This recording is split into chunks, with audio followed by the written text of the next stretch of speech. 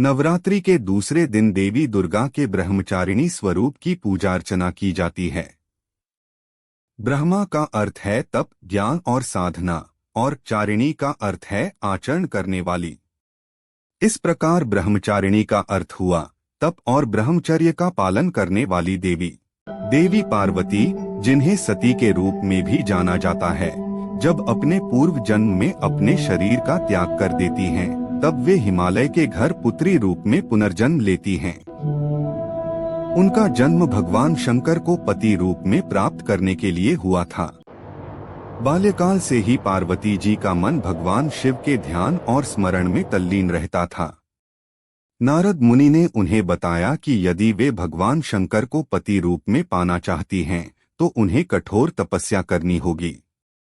देवी पार्वती ने यह सुनकर तपस्या का निश्चय किया।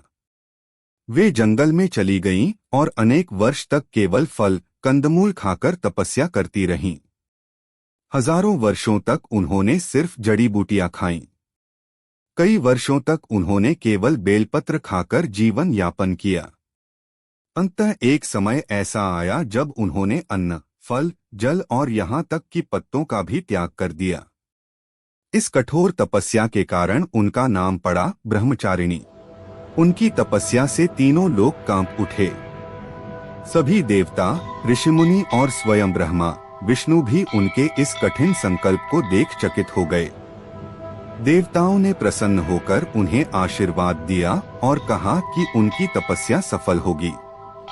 अंततः उनकी तपस्या से प्रसन्न होकर भगवान शंकर प्रकट हुए और पार्वती जी को अपनी अर्धांगिनी रूप में स्वीकार किया। मां ब्रह्मचारिणी तप, तपस्या, संयम और धैर्य की प्रतीक हैं। ऐसा माना जाता है कि उनकी उपासना से मनुष्य को कठिन परिस्थितियों में भी धैर्य और साहस मिलता है।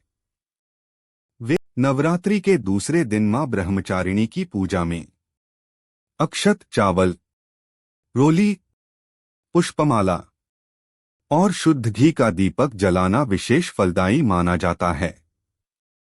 इस प्रकार मां ब्रह्मचारिणी की कथा हमें यह शिक्षा देती है कि कठोर तप, संयम और श्रद्धा से असंभव कार्य भी संभव हो सकता है।